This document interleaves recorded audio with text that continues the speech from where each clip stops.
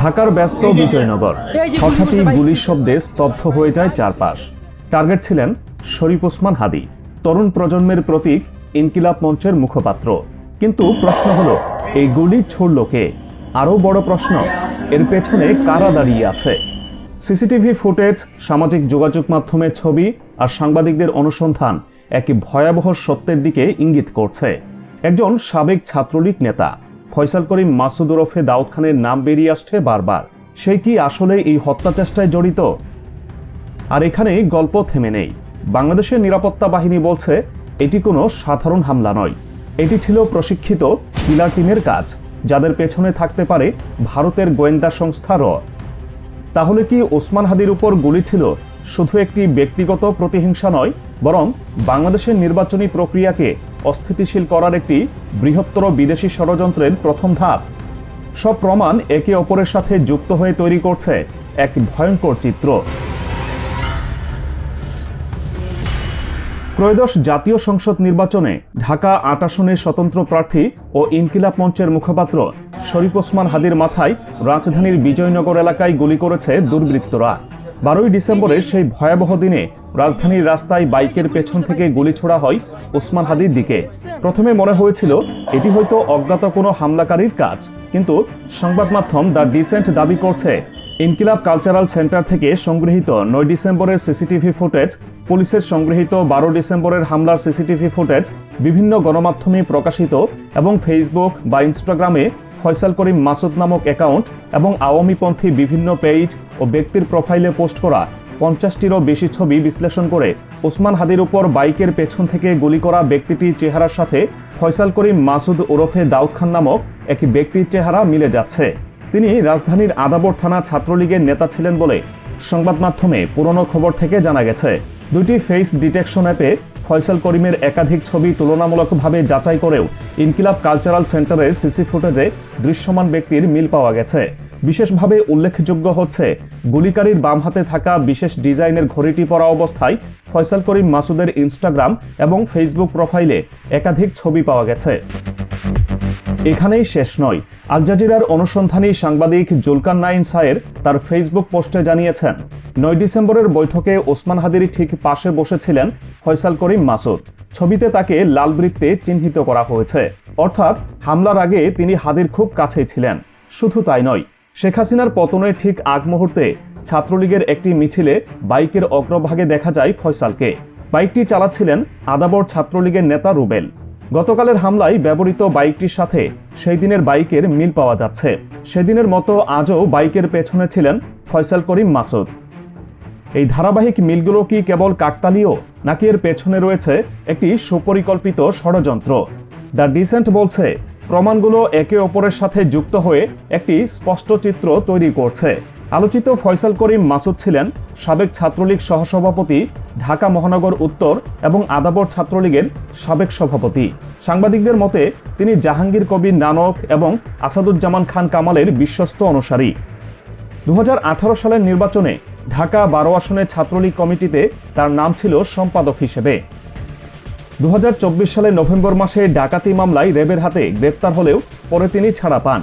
আওয়ামী লীগ 2024 সালের 5 আগস্ট ক্ষমতাচ্যুত হওয়ার পর তাদের অনেক নেতা দেশ ছেড়ে পালিয়ে গেছেন। ছাত্রলীগের নেতারাও পালিয়ে বেড়াচ্ছেন, কিন্তু সাংবাদিকদের পোস্টে উল্লেখ রয়েছে ফয়সাল করিম মাসুদ এখনও দেশে থেকে গোপনে সক্রিয়। সাংবাদিক জুলকারনাইন সায়ের তার ফেসবুকের আরেক পোস্টে লিখেছেন, যারা দাবি করছেন ফয়সাল করিম মাসুদ ওরফে দাউদ খানের ছাত্রলীগ বা কোনো নিষিদ্ধ সংগঠনের সঙ্গে কোনো সম্পর্ক নেই, তাদের কাছে প্রশ্ন রাখা হয়েছে। তিনি জানতে চেয়েছেন, ছাত্রলীগের সঙ্গে সংশ্লিষ্টতা না থাকলেও বর্তমান রাষ্ট্রপতির পুত্র এবং স্বরাষ্ট্রমন্ত্রীর সঙ্গে তিনি কতজন সাধারণ মানুষের মতো ছবি তোলার সুযোগ পেয়েছেন, তা কিভাবে সম্ভব হলো? জুলকারনাইন সায়েরের এই পোস্ট সামাজিক যোগাযোগ মাধ্যমে আলোচনার ঝড় তুলেছে এবং এই ঘটনায় জনগণের মধ্যে নানা প্রশ্ন সৃষ্টি করেছে। মূলত দীর্ঘদিন ধরে ভারতীয় আগ্রাসন ও আওয়ামী লীগের দেশবিরোধী কর্মকাণ্ডের বিরুদ্ধে সোচ্চার কণ্ঠস্বর হিসেবে পরিচিত ওসমান হাদী। নিরাপত্তা ও আইন শৃঙ্খলা বাহিনীর একাধিক সূত্র মনে করছে তার উপর হামলা ছিল ভারত ও তাদের মদতপুষ্ট চক্রের সুদূরপ্রসারী হুমকির বাস্তবায়ন।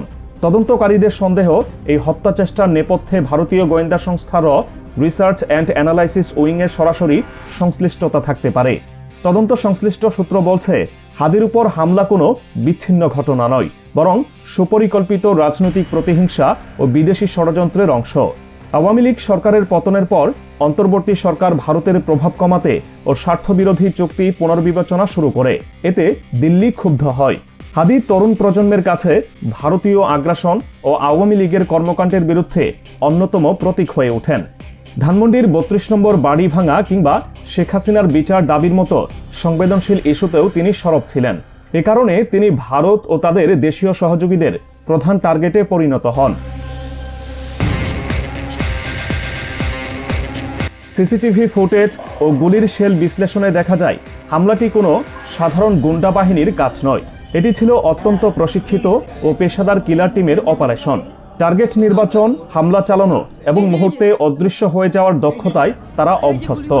তদন্তকারীদের প্রাথমিক ধারণা, এই হিটম্যানদের প্রশিক্ষণ ও লজিস্টিক সহায়তা দিয়েছে ভারতীয় গোয়েন্দা সংস্থা র। তাদের দীর্ঘমেয়াদী লক্ষ্য হল বাংলাদেশের নির্বাচনী প্রক্রিয়া অস্থিতিশীল করা এবং সরকারকে চাপে ফেলা।